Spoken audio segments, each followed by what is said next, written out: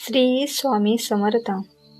स्वामींचे असेच संदेश ऐकण्यासाठी आपल्या चॅनलला सबस्क्राईब करा.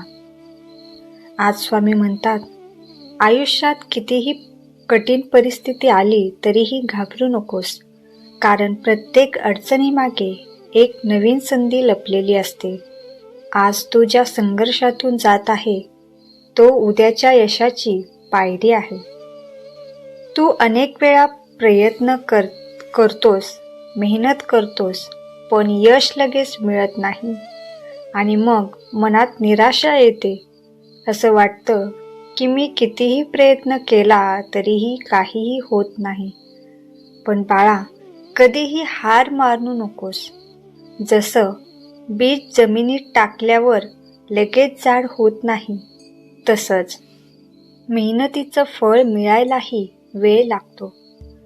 पण जे लोक संयम ठेवतात तेच शेवटी मोठं यश मिळवतात. बाळा, तुझ्या मनात प्रचंड शक्ती आहे. तू जे ठरवशील ते करू शकतोस. फक्त स्वतःवर विश्वास ठेवायला शिक, कारण जो माणूस स्वतःवर विश्वास ठेवतो त्याला कोणीही थांबवू शकत नाही.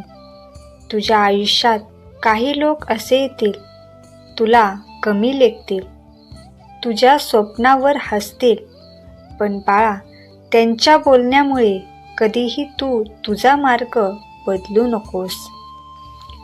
ज्यांनी तुला कमी समजलं त्यांनाच एक दिवस तुझं यश पाहून आश्चर्य वाटेल. अपयश म्हणजे शेवट नाही, अपयश म्हणजे एक शिकवण आहे. प्रत्येक अपयश तुला काहीतरी नवीन शिकवतं आणि हाच अनुभव तुला पुढच्या वेळी जिंकायला मदत करतो.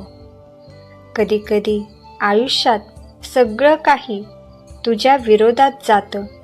वेळ साथ देत नाही, लोक साथ देत नाही, पण अशा वेळी तुझी खरी परीक्षा असते.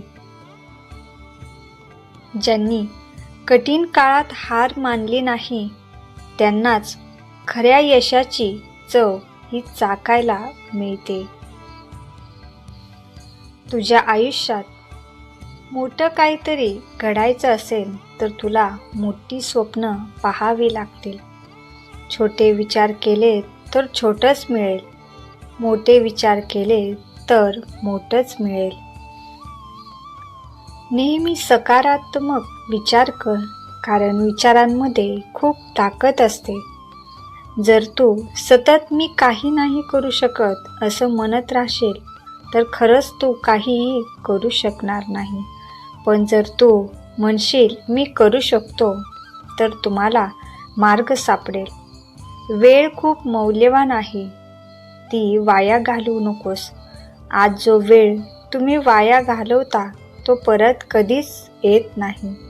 आज मेहनत कर, उद्या आराम मिळेल. तुझ्या आयुष्यात काहीतरी मोठं साध्य करायचं असेल तर तुला आजच सुरुवात करावी लागेल. उद्या करेन असं म्हणत राहिलीस तर आयुष्यभर काहीच होणार नाही. स्वतःला कधीही कमी समजू नकोस. तुझ्यात खूप क्षमता आहे. तू जे स्वप्न पाह ते पूर्ण करण्याची ताकद ही तुझ्यामध्ये आहे. भिवू नकोस, मी तुझ्या पाठीशी आहे.